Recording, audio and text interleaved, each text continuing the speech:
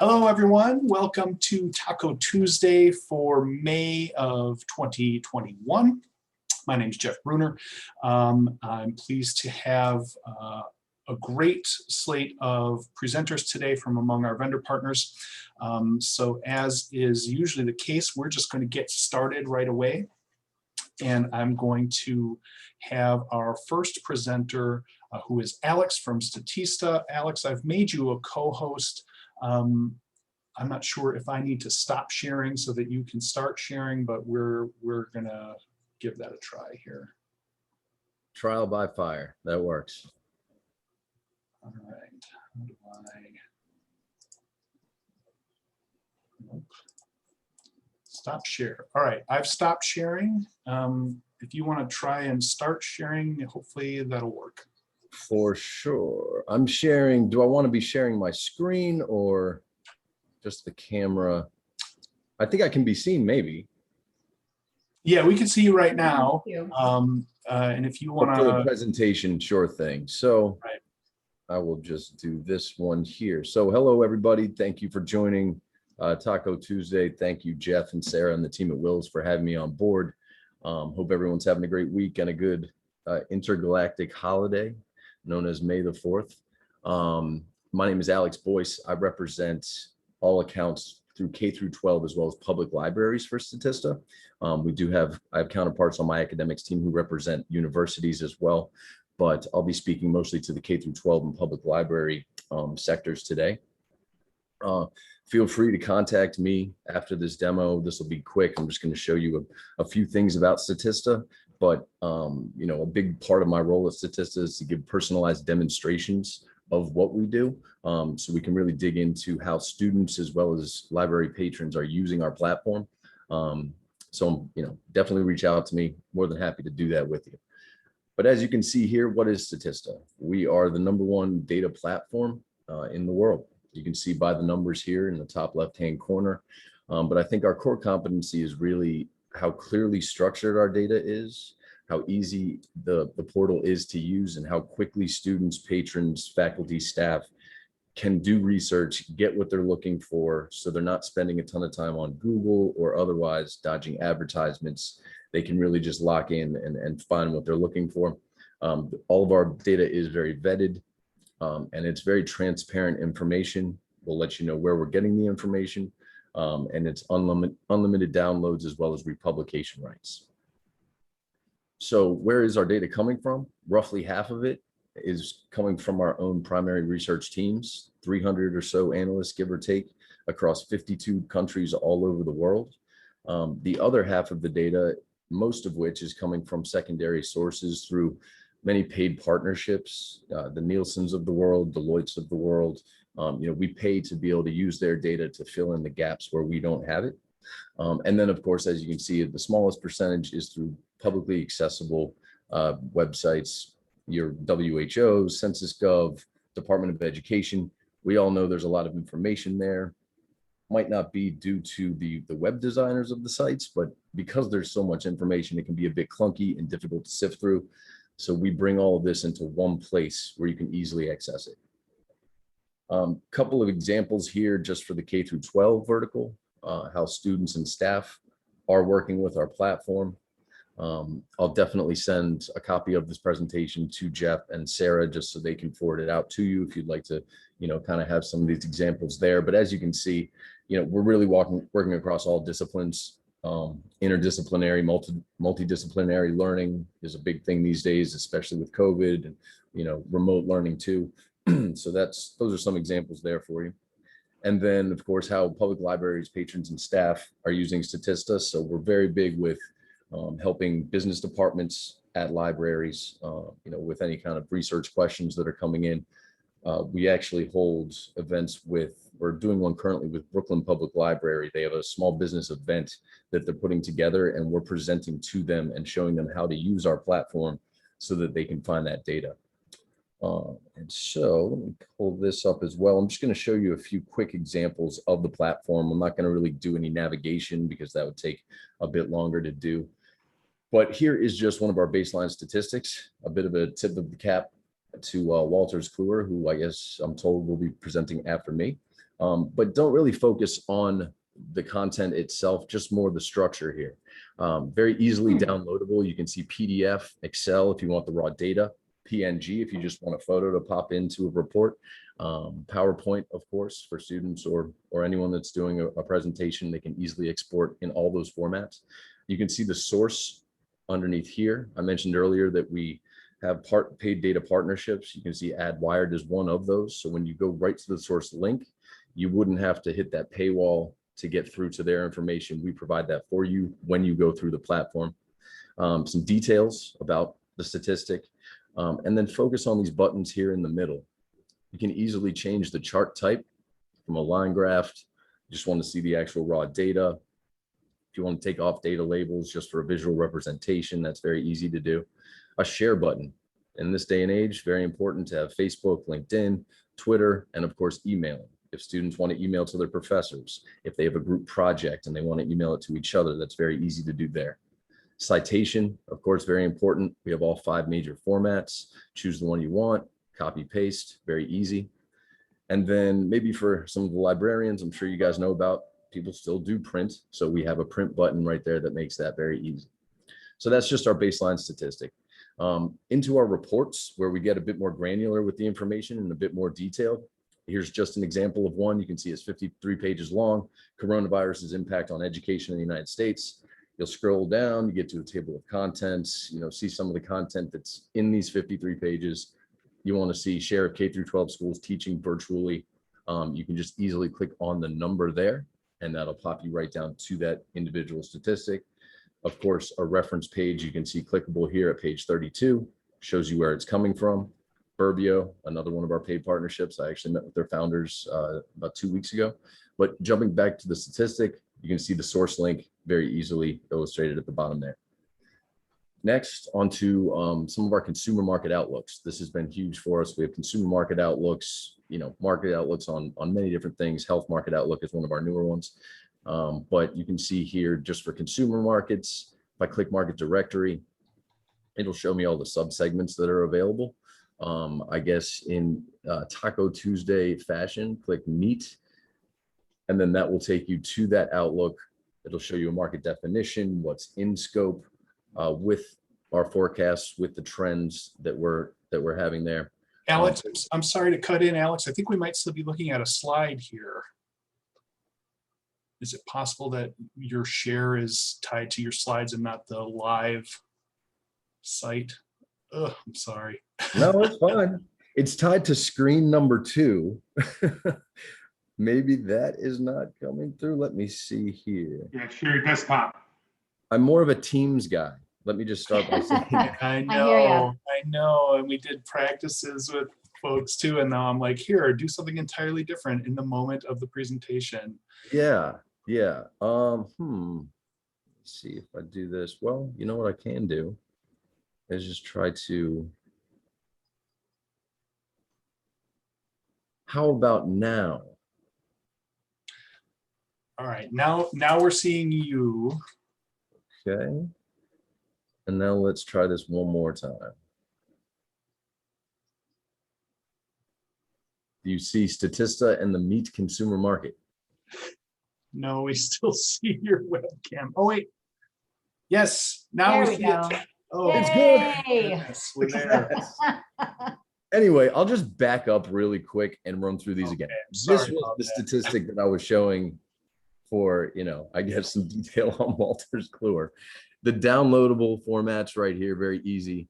Source, the details, but as well as the link out to what the information you want to find if you want to dig deeper.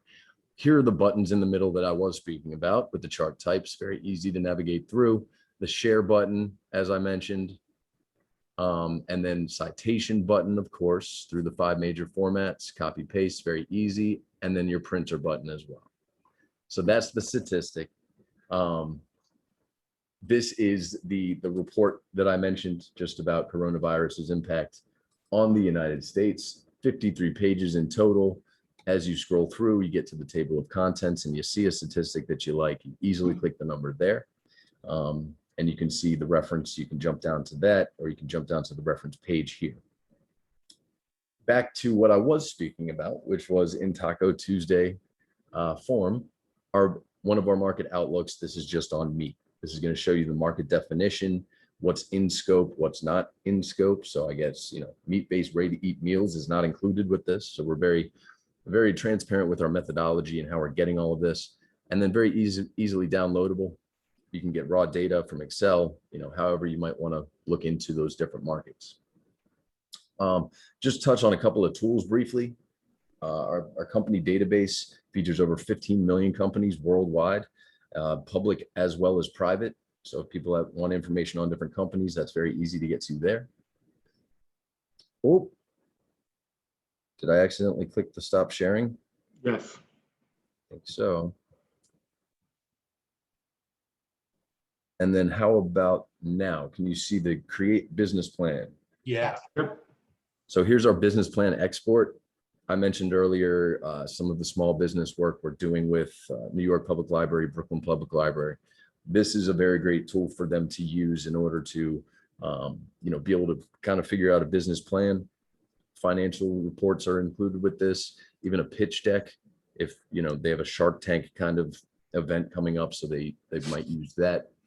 And then lastly, the icing on the cake, as I like to call it, is just our infographics. These are daily infographics coming out, obviously relative to the day or, recent events that are happening. Teachers will use this to start classes, show them to the class just to kind of get the creative gears going. But librarians will also send it out to all of their teachers as just like a fact of the day. As I said, icing on the cake. But yeah, with that, definitely feel free to reach out to me. More than willing to give you a personalized tour into how we're getting all of this information, how it can relate to your school or your library. And yeah, I appreciate you having me on today, Jeff. Well, Alex, thank you so much. It's always a pleasure to hear from you folks. And I'm really sorry for the technical issues, but it seems like I think we're on track now. I appreciate your flexibility and everyone's flexibility. Of course, it's the new normal. Thanks again. Yeah, that's always the way it goes. Thanks again, Alex. Yeah. All right, I'm going to go back to sharing. Hopefully I can go back to sharing my screen, which will bring us back to our program for today. And I'm just going to use this as a little bit of a reset point so that everyone can just take a quick breath. And then we'll let, I'll do another introduction for Michelle. Okay, so next up on today's Taco Tuesday menu is Michelle Clayton, who's joining us from Wolters-Kluwer.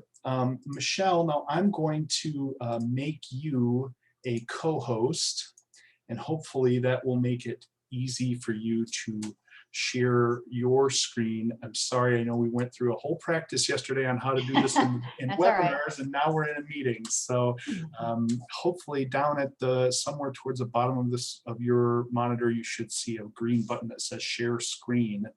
And that will get us to where you can show us what's on your desktop, hopefully.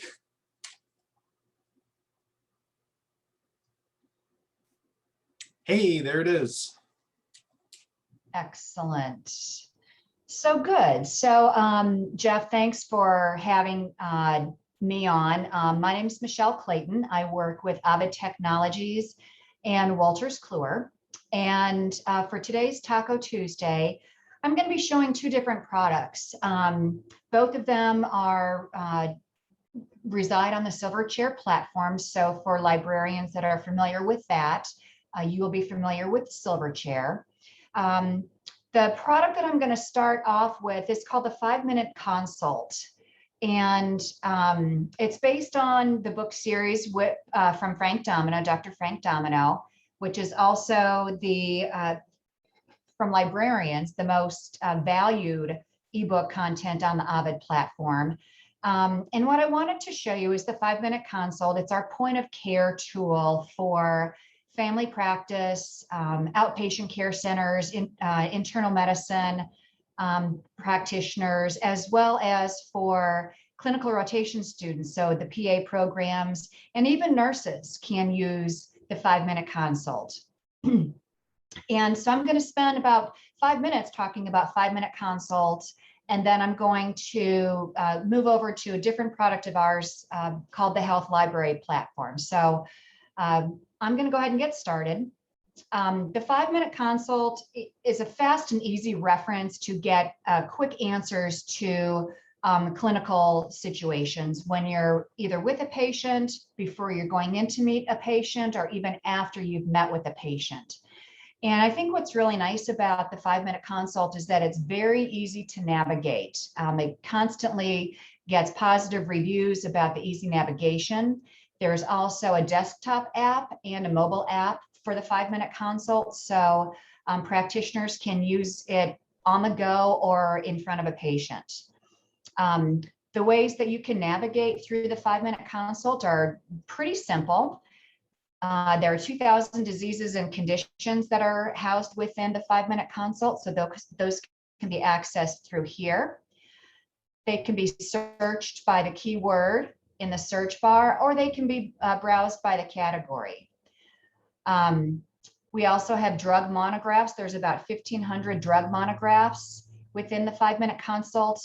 And we have handouts for patients, physical therapy exercises for patients. So for the schools that are part of WiLS that have a PT program, this is also very applicable to them. Additional tools that we have are decision-making tools, such as the algorithms and the charts, which will aid practitioners and clinical students with the art of making a diagnosis. We also cover lab tests and how to interpret lab results, as well as procedures. And then lastly, it is also available for CME credit. So just to kind of give us a little bit of an idea of the ease of navigation with that, I am going to type in a keyword into the search bar, and we'll see how the 5-minute platform aggregates all of the content around migraine headaches. So for example, you'll see here that we've got 229 references to drugs, 102 diseases and conditions, 22 handouts, a couple of algorithms and charts, and then a lab test. I'm not going to walk us through in depth on all of these, and I'm happy to do a more in-depth one for any of the libraries that would be interested in learning a little bit more about this, but it is really applicable to many advanced practice nursing, nursing programs, PA, obviously med schools, PT and OT, and even exercise science. Just to kind of walk us through a little bit about some of the good information that's housed within the migraine chapter, for example. We have all of the basics between just a description of what a migraine headache is through the etiology and commonly associated conditions. And those are all hyperlinked and available down below. Under diagnosis, we have history, how to conduct the physical exam.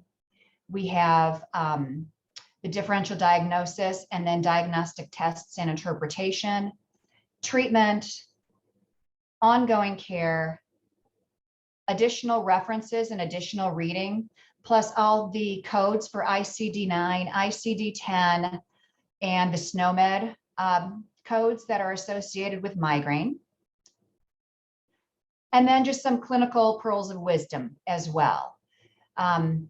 So as you can see, it's very easy to quickly get some very good information about migraine headaches. We also have it available in Spanish.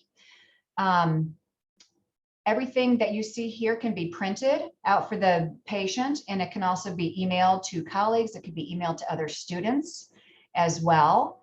So I wanted just, you to be able to see some of the very easy references that are available here. Coming back just to maybe the basics, I wanted to show you just within the basic description of what a migraine headache is.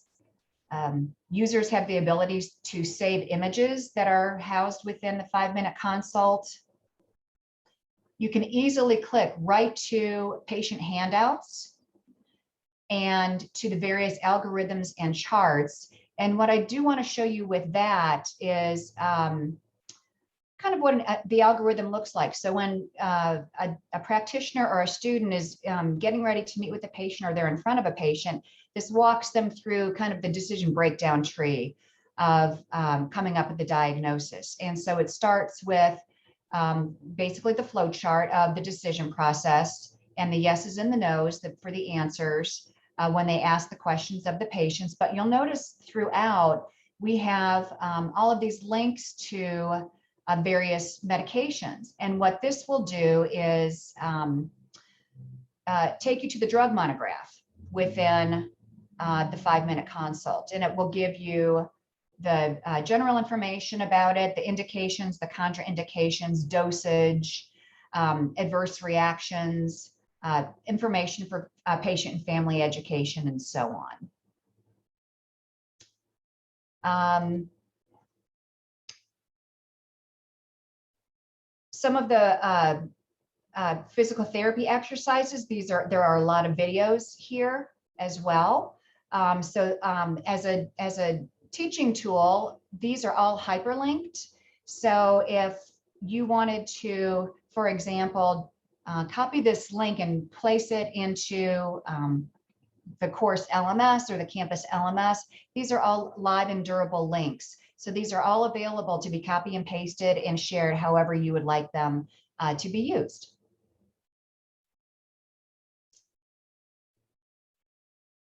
I think now I'll kind of get off of the 5-minute consult. Again, it's our point of care tool that has a desktop and a mobile app. It has 2,000 diseases and conditions and about 1,500 drug monographs with CME credit available, patient handouts, tests, and lab results, lab result interpretation, and procedures as well. So it's just a nice, fast and easy to use reference. A lot of our libraries will use this to complement something like an UpToDate or an Access Medicine or a clinical key product. And it's just a very, very nice and fast, easy way. 5 minutes is all you need to come up with a good decision tree algorithm and answers to the most commonly asked questions when encountering a patient in a family practice environment. Also residing on the Silverchair platform is what we call our health library collections. And what our health library collections are is they're broken out by specialty, and they're a collection of our best-selling books, videos, cases, self-assessments. Many of them have a journal club offering associated with them. And as you can see, we have them for all of these different disciplines. So we have them for pharmacy and for PA. The nursing series made incredibly easy. We have occupational therapy, physical therapy, PA, and all these other ones that you see here. And one of the nice things about working with the health libraries is that once you're familiar with how one operates, you can pretty much assume that they all behave the same way. So they're very, very easy to use. And I'm just going to pick on the PA core, and I'm happy to go into a deeper dive on any of the other ones at a later date if a particular library wants to take a look at what resources we have in any of the other collections. With our PA core collection, we have 43 textbooks that are all really designed to carry the students from basically the first 12 to 18 months of a PA program. The PA rotations is out for when they're actually out in the clinical environment doing their rotations. And so that's a different collection that we have. But just to give you an idea, we've got everything from anatomy all the way down through physical exam, and then interpreting, studies, and research. Just to kind of walk you through one of the books, I can show, we'll show the more essentials of clinical anatomy. And just like what we saw in 5-minute consult, everything within the textbooks are all hyperlinkable.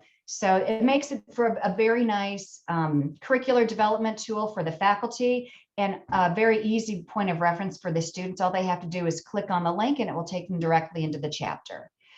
We also have the ability to have the chapters read to students, and all of the images are available as an automatic PowerPoint to be created with all of the associated copyright required. So linking through or going through the book is just as simple as clicking on various chapters and reading through it. Any related content to what we're studying in the thorax will collect here on the right-hand side, as well as results from OVID Medline. We have a number of video and audio clips associated with this particular collection. And again, these are also all hyperlinkable. We have a journal club, which teaches students how to interpret medical literature and in testing the authenticity of a test and evaluating articles and research. We have thousands of self-assessment questions in most of our health library collections.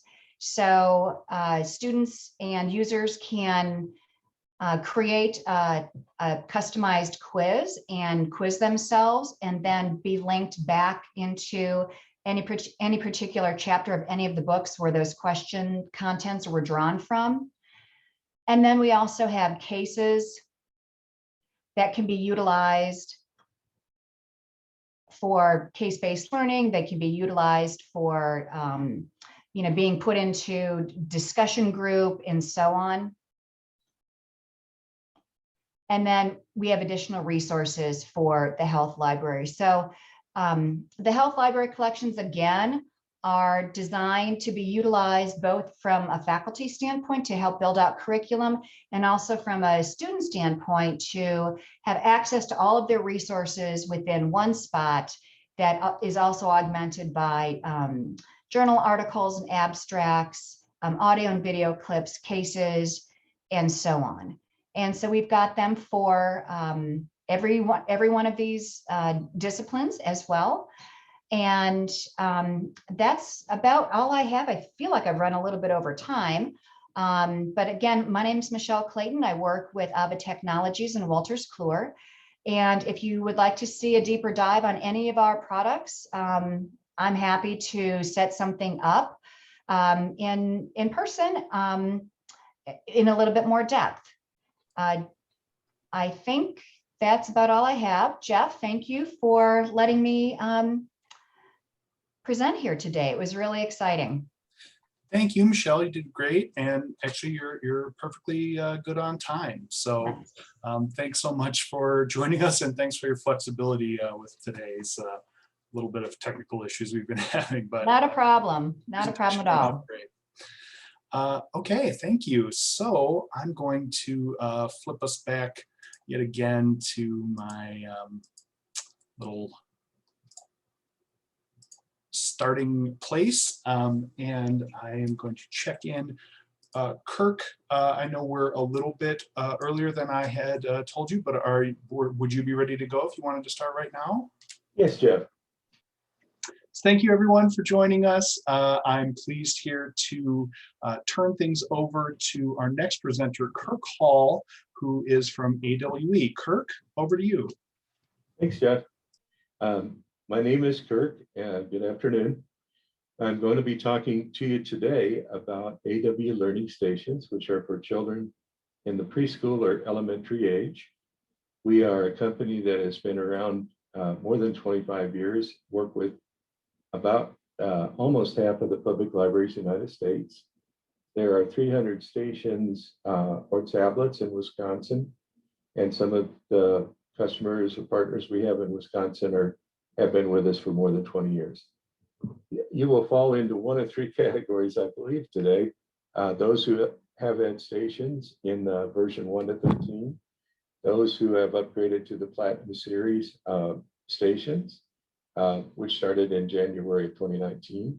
And those of you that are just here to learn a little bit about what AWE is all about and how it might fit into your public library or your public school. Public library is our market. As you notice, we've got an awful lot of hours out there. We provide statistics on usage for every customer, for all of the minutes, hours, the programs are used just for the library, very specifically for that.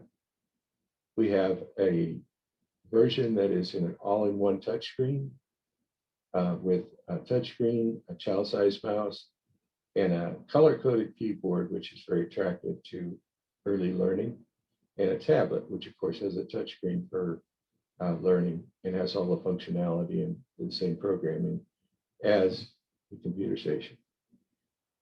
The key points that make us very popular with everyone in the public library are that we are stream aligned, which follows the science, teaching, reading, engineering, art, and mathematics. They closely track what's going on in school and serve the early literacy function for school and homeschool in the library. The stats I mentioned before for utilization. And then the number one point is a safe and lockdown environment with pre-programmed programs. In other words, no internet required, so that the children's parents and guardian can feel safe, that they can learn on these stations and be active and not have the exposure to the internet. The other thing that is liked, particularly in the IT, is that they're plug and play and there's very little setup involved. Here's some testimonials from libraries around the country. I'd be happy to provide anyone with more specific to their library or other customers in Wisconsin that are either WiLS members or in the same county or same district to give you an idea where they're at and why they like them. We select our titles based on award-winning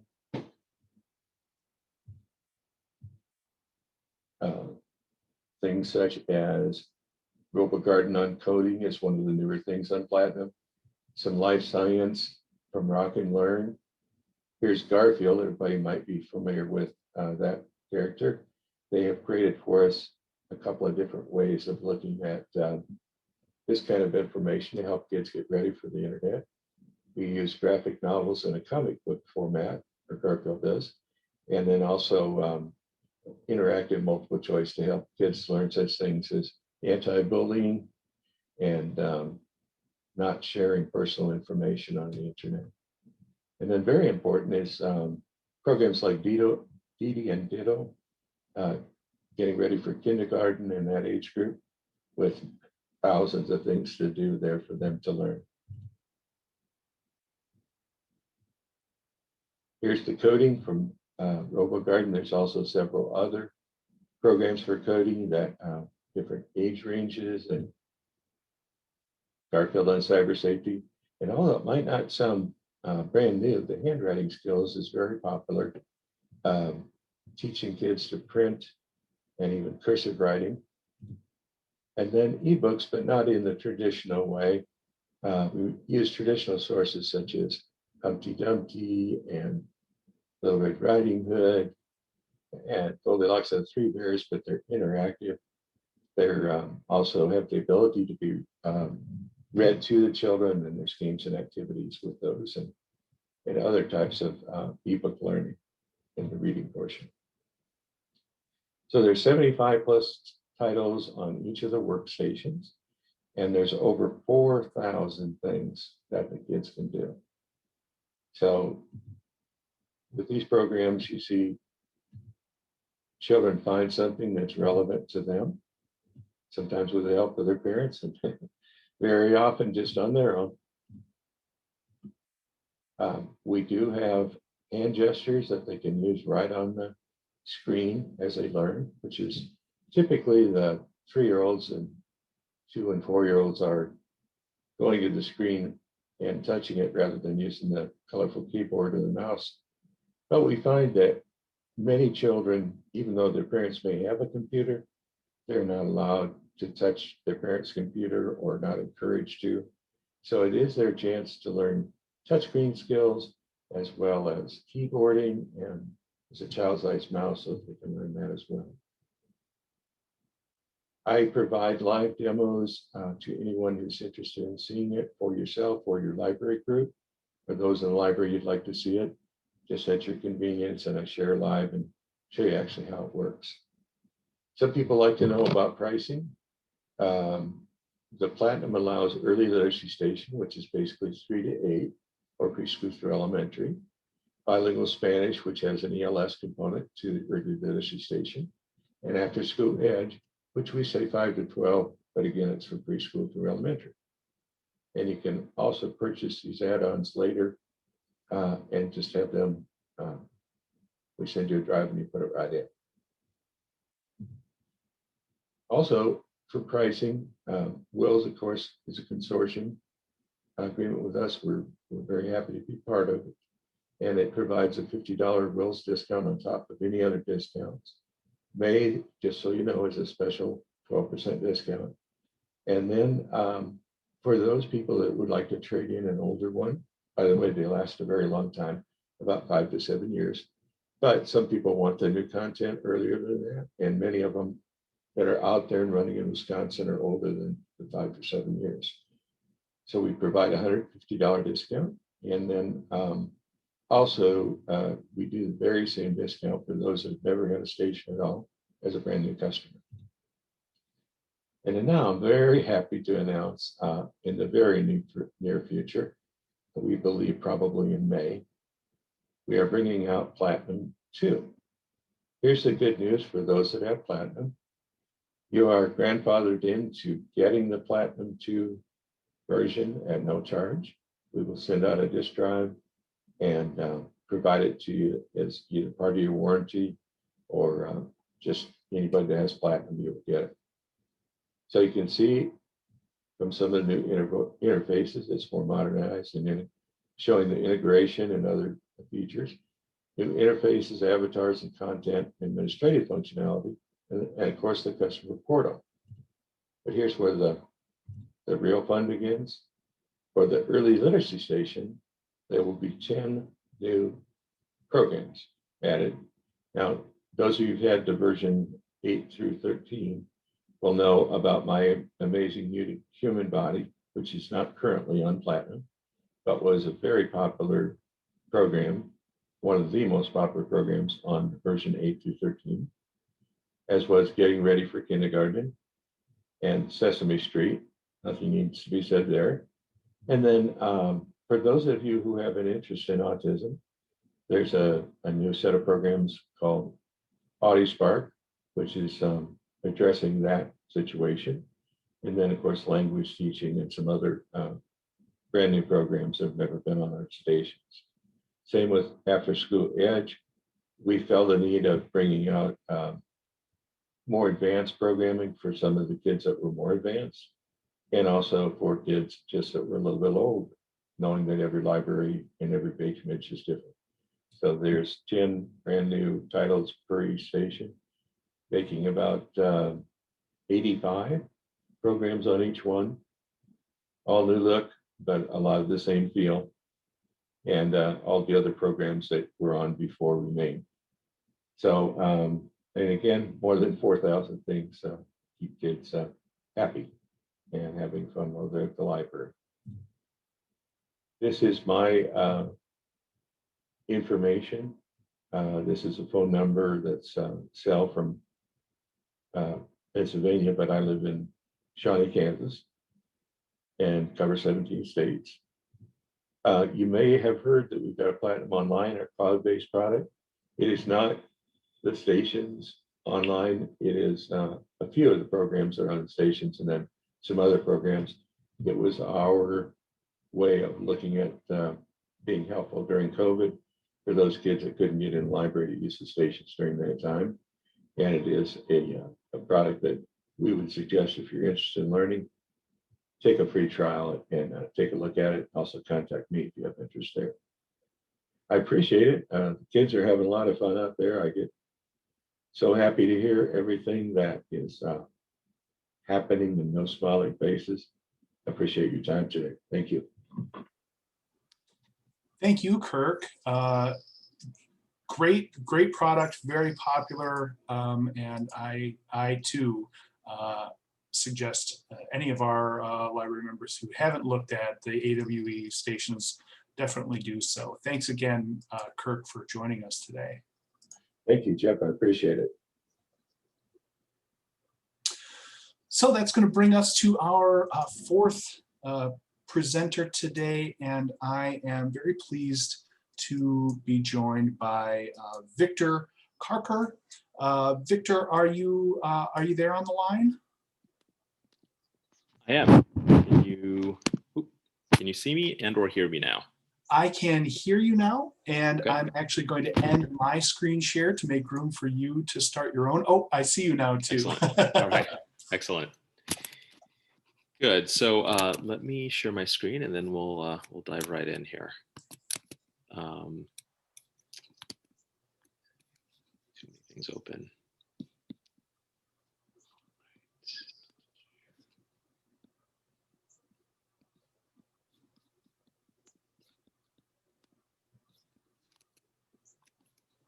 All right, so you should see. Sorry, a second.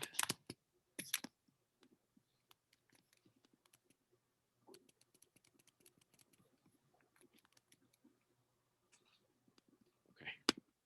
Sorry about that. I had too many things open. All right, so tell me if you see my screen now. You should see, oops, something that says teaching, research, and writing during the pandemic in the middle. I do. That looks perfect. Great, great. So thank you so much for having us and having me. I'm Victor. I'm one of the co-founders and the CEO of Scrible. Very happy to basically have a little time to share what we're doing with you all. We've built what really amounts to the most sort of advanced research and writing platform anybody's ever built. And I know that's a big statement, but I think when you see what it's capable of doing, we feel very comfortable making that big claim. And just a little bit of background, I started the company because I needed something like what we've built when I was a student in school. And increasingly over the years, we've worked with a lot of teachers and librarians and other kinds of educators and gotten a lot of feedback from them as well, so that we have built a lot of student and educator feedback into the platform. Some additional background, we've been a Google partner for many years. We are more recently also a Microsoft partner, and we've been backed by the National Science Foundation. So as an organization, we have some sort of great partnerships. We're about to add WiLS as another great partnership to our list, and we're very excited about that. So the problem that we've been addressing is one that has been around for a long time and has frankly gotten harder to solve because of the pandemic, or it's been complicated by the pandemic, I guess I should say. And that problem is one that I think folks on this call would certainly know and appreciate, which is that about half the students in our country, when they're coming out of secondary school, struggle with research skills and they're not ready for college level writing. It's a pretty pervasive problem, one that starts as early as late elementary, but we tend to focus on it really in secondary.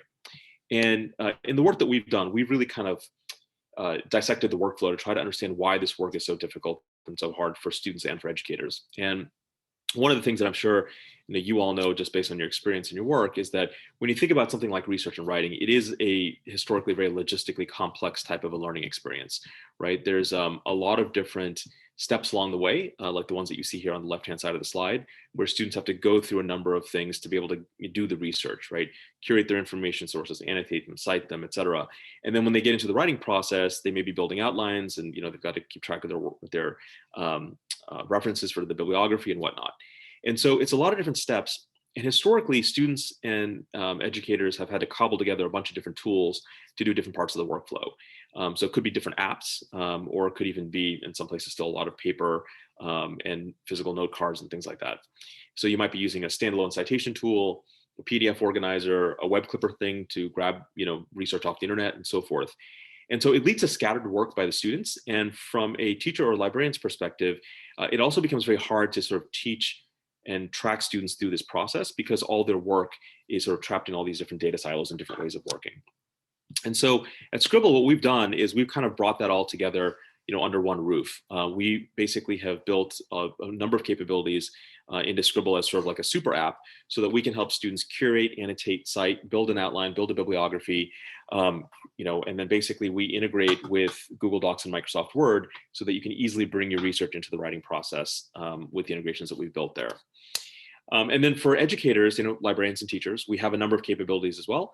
In the interest of time, I'm not going to go into all of these in great detail, but I will show you some screenshots to show you what the analytics piece looks like, particularly because that's one capability that I think really, people sort of sit up and take notice, as it's giving you a lot of interesting information that you maybe haven't seen before as you're tracking students through the process. So that's kind of like the 30,000 foot level. What I wanted to do was basically drop down to, oops, actually forgot about this. Just wanted to close this slide by saying that, when you look at what we've built, it's really kind of the most fully integrated solution in this arena. And it's meant to save you all and students time. And the data that we're able to sort of generate and capture and surface in the analytics is meant to help provide a more personalized learning approach to research and writing, which historically, frankly, has not been very easy to do. And so that was 30,000 foot level. What I wanted to do now was basically drop down to sort of ground level and show you what it looks like with some screenshots and a voiceover for me, so you know kind of how the thing works. So we're going to basically start on the student side. I'm going to show you what it looks like as if I'm a student that's writing a paper about space exploration. So here I am. I'm doing my research. Maybe it's week 1 of a 3-week project, and I'm out on the web looking for interesting information. And I come across an article on the web that looks interesting, like the one that you see here. And as a student, I would click on the Scrible Chrome extension, which you see up here on the right-hand side. When I do that, 2 things happen. First, the article gets saved to my Scribble library in the cloud with 1 click, where it lives forever, even if the original goes offline. And then secondly, you can see here that once I've clicked on the Chrome extension, we load this toolbar on top of the page, which allows the student to then richly annotate the article right on the page. So they can highlight passages that they might want to quote later in the paper.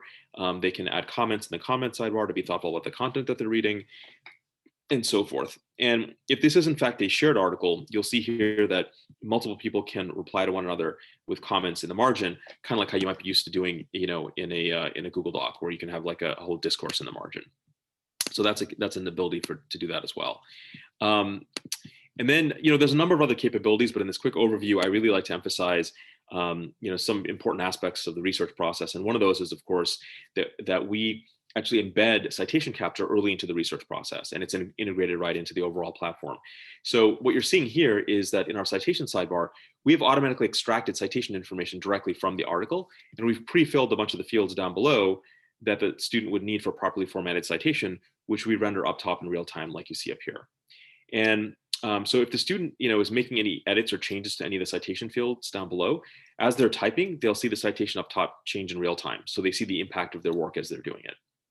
And then I think when the screenshot was taken, it was set to, APA, but we actually usually default to MLA, and we basically support all the different citation styles out there. You can just sort of choose the one you need from the drop down here. All the work the student's doing here, whether they're highlighting or adding comments or whatnot, it's all getting auto saved as they go. So it's like Google Docs in the sense that you don't have to worry much about losing a lot of work in case the bandwidth chokes or the browser crashes. And you can get to the stuff that's been saved by clicking on this little library button in the toolbar, or you can go to our site at scribble.com and sign in with your credentials, and then we'll bring you into your library, which looks kind of like this. Actually, it looks a little bit different now because we've made some changes, but the basic idea is that the library is a place where you can see all the research that you've saved. So here you're seeing, for example, different sources of information that you've saved, but it's also a place where you can do some downstream work, which we'll talk about in a minute or two. But in terms of the information that's been saved, what you can see here is that this is an example of a web page that was captured with the Chrome extension while I was doing research on the internet. You can also import bookmarks from your browser. But I want to be clear that we're not just about web content. So we have actually built a cloud-based PDF viewer and annotator that's baked right into the system. And so let's say that you are on the open web and you come across a PDF that just renders normally, in Chrome. If when you're looking at that PDF in the browser, you click on our Chrome extension, we'll actually transfer that PDF to our viewer, we'll save it to your library, and it's ready to annotate all with 1 click. And so it's super sort of seamless in terms of helping you quickly curate and annotate PDFs while you're doing research. Now, if you are a district that uses a lot of Chromebooks, or a school that uses a lot of Chromebooks, one of the nice things about that is that while students are in research mode, Chromebooks are not meant to have a lot of local storage. So you don't have to download files and then upload them to our system later. While the students in research mode, they can literally just keep clicking on the Chrome extension, and it'll seamlessly sort of transfer that from the open web directly into their library without ever having to make a pit stop on their desktop, where, again, on a Chromebook, you typically don't have a lot of space. And Now, if you are a district that's using Microsoft devices, or if you are not using Chromebooks personally, maybe you're a teacher or a librarian and you've got a Mac or a PC, we do actually allow you to drag and drop files from your desktop into your Scribble library in the browser, and then we upload them and they live alongside all the other information you've curated using the Chrome extension. So bottom line is multiple ways of getting information in. It's not just about web content. And then whatever you've got in your library, you can see here that you can use tags to organize them, kind of like using labels in Gmail. You can also rely on full text search, because we full text index all the content in the library to make it fully keyword searchable. So you can do a simple keyword search like you would do in Gmail, for example, and we will go and show you a set of search results that shows where that word appears in any of the articles that you've added to your library. In terms of downstream work, once you've got your research, we have a number of capabilities that I probably won't have time to go into in much depth here, but I wanted to just point out that we have a bibliography editor that's built right under the bibliography tab here. And that would allow you to quickly generate a works cited page in a couple clicks really quickly and easily. We also have an outline editor where you can literally drag and drop notes and highlights into a dynamic outline interface. And it auto numbers things and remembers the indenting and the Roman numeraling, if that's a word, and all that kind of stuff. But I think the most important thing about the outline editor is that whenever you add a piece of evidence into your outline, because we know where it came from, since we helped you originally curate, annotate, and cite it, we're able to automatically update your bibliography in the background. So that's kind of magical, where things are kind of happening as a byproduct of the work that you're doing. And then under the Papers tab, we actually embed the Google Docs viewer if you are using Google Docs, or I think a link to the Word Online doc, so that from a student's perspective, all of my research and writing is in one place. I got my sources, I got my annotations, I got my bibliography, my outline, and my papers right here as well. And so it becomes sort of a one-stop shop in terms of staying organized, which has been particularly difficult for a lot of students and educators during the pandemic, not being able to be in one place to kind of point out where things are. The last thing I'll say on this slide is that this is one library for this particular paper or project. But if we were actually in the app and I was able to click on this little tab here on the left-hand side, you'd see a list slide out of all the different libraries that I have access to. So I might have one for my English paper, one for my National History Day project, another for my Science Fair project, another for a social studies paper. So you can have multiple libraries with different names and sets of tags, and you can invite people to those libraries to make them collaborative if you want. And then you can decide what permissions to give them, whether you want to kind of give them the ability to add things to that library, make it read only, etc. And so it's a really powerful collaboration space to be able to work with other people on curating, organizing, commenting, etc. on third-party content, basically articles. And then once you've done your research, oops, I think I skipped an important piece. Well, we'll just move along here. We also have the Google Docs and the Microsoft Word integrations. And I think I kind of forgot to include that slide here, but it's pretty powerful stuff. And I think in the interest of time, I'll probably skip over it for now. But if I feel like there's a minute at the end, maybe I'll come back to it. But for now, let me just go on to the teacher side or the librarian side, where we're now no longer the student. Now we're actually the educator that's working with a class of students, maybe on an assignment. And so this is an example of what that analytics dashboard looks like for an assignment. So let's say it's a social studies class and there's a paper that's been assigned. If I am the teacher or the librarian that can co-teach on that assignment, I can see, basically at a classroom level, where everybody's at. I can see how many people are on target and off target for the different steps in the process. How many students have started the research or not, started the paper or not, or met certain goals, like having a certain number of words or citations in the paper, which are goals that I created as the teacher or as the librarian when I created the assignment in Scribble. And so really you get a quick lay of the land, but you also get to see where certain groups or sets of students might be struggling or falling behind. So if it's 3 days before the paper's due, and you can see that 5 of these students haven't even started the research yet, now you know really where to sort of focus your time and energy. We also have data at the individual student level. So we can show you, for example, in this assignment that Jordan here has collected 6 articles, met the first goal of having 5 cited sources in the paper, on our way to meeting the second goal of having 1,000 words in the paper. Susan here is a rock star because she's all in the green and she's already turned it in. And Kara here still has a lot of work left to do.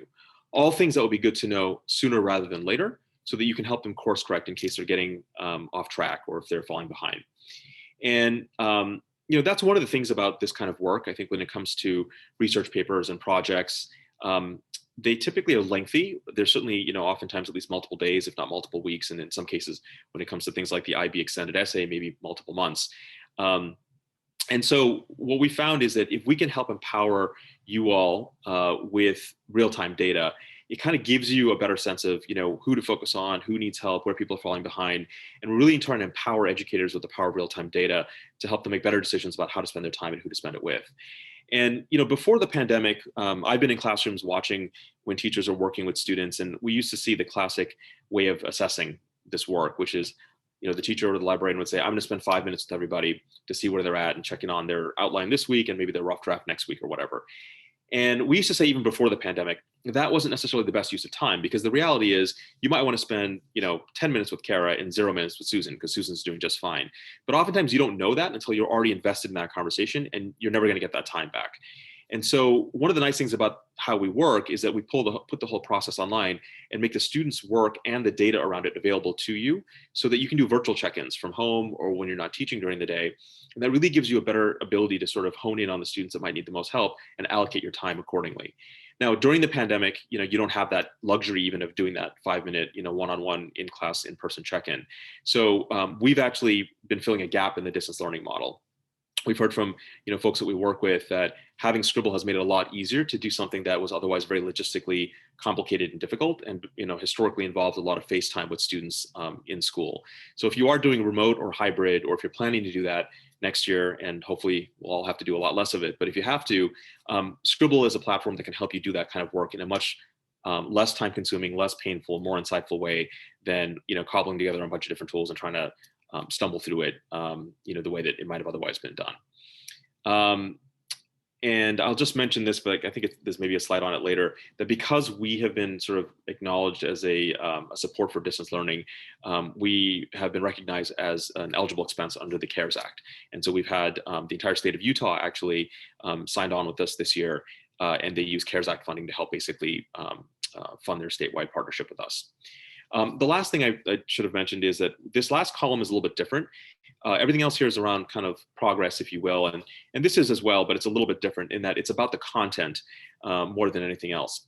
And the reason for that is that when students are saving information into Scrible, we're able to automatically bucket those into some major categories and show you kind of roughly the credibility and diversity of sources students are using.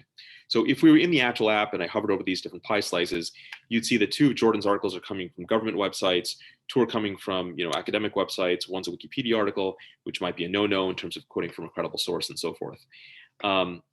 So there's just some interesting information there that might help with media literacy. I think I'm going to be out of time pretty soon, so I just want to flip through a couple of things really quick before I sign off here. I mentioned earlier that we're partnered with Google and Microsoft. I think you've seen an example of some of these integrations, but I won't go through all of them. Just wanted to point out that we work really well with either ecosystem. We've also added a number of text accessibility and comprehension supports. So we have these capabilities like read aloud translations and definitions. And these are not new things in the world, but we get to combine them with the annotation stuff we've already built, which really provides some new and interesting experiences that people haven't seen before. We also integrate with all these things. So some of you may be using Clever, Schoology, ClassLink, Canvas. Just know that we are always innovating and kind of building into what people are using already. And that's been particularly helpful for some of the schools and districts we work with. I won't go through this really in detail. I'll just say that now that you see how the platform works, you can probably appreciate that in addition to using us for research and writing, a lot of people have been using our annotation platform for close reading and text analysis, even when there is no writing component associated with it. So I'll just kind of state that at a high level, and there's some specific rationale here that lays out why that is. Also, a lot of people tend to think of us naturally for humanities, but we also have folks using us in science. So sometimes that might look like what you would do with us in an English class where you're writing a paper, but sometimes you might be using us in a different way where you're helping students with a project that might be like a science fair project where there might not be a paper at the end of it, but they're going to do a lot of background informational research and organizing that stuff and maybe annotating it. So lots of different use cases on how you can get value out of Scrible. And then I guess sort of in conclusion, I wanted to say that, here's some examples of schools and districts that we work with kind of in your part of the country. Sheboygan has been with us new this year, and they're planning to continue with us next year, which is really nice. And there's some other sort of interesting references here that might be useful to you all. I do have one thing I wanted to try to do very quickly. One of your own WiLS members, Menominee Falls in Wisconsin, their high school just started with us, and we're very fortunate that we actually ended up getting their librarian, I believe it is, kind of send us a short message to play for you during this webinar. And so it's about 30 seconds or so. I'm just going to sort of switch my screen here and see if I can play that for you. The dilemma is I've got my AirPod Pros in, so let me disconnect those. And I will hope that you can still hear me, and I will hope that you can hear Emily here as she tells you a little bit about the experience they've had with Scrible just in the last month. Hi, I'm Emily Leonard, and I'm the Library Media Specialist at Menominee Falls High School. We recently began using Scrible, and so far we've used it in the English classes at all of the levels for their research projects. And so far we have been loving using Scrible. The teachers have remarked to me what a game changer it is for their research because it saves both them time and it saves so much time for their students. Students are easily able to annotate web pages and PDF documents in their Scrible libraries, where they can also create outlines and bibliographies and works cited. So Scribble's been a total game changer for our research process, and we are super excited to be using it. All right, I think that's probably a good place for me to end. And just want to thank everybody for listening.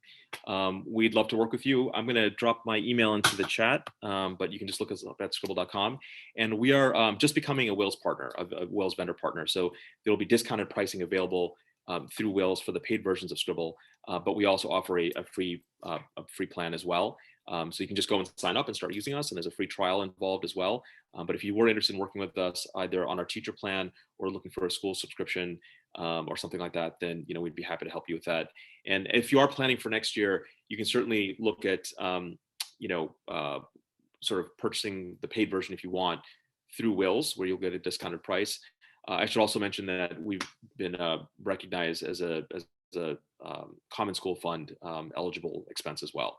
So I think there's great opportunities to work with us on the paid side if that's something that you want to do, whether it's using Common School funds or CARES Act funding and working through WiLS. So lots of great opportunities in Wisconsin to take advantage of what we've got. Thank you so much, Victor, and thank you to all of our presenters. Victor, I'm excited about Scribble too. We're excited to be starting a new partnership with you.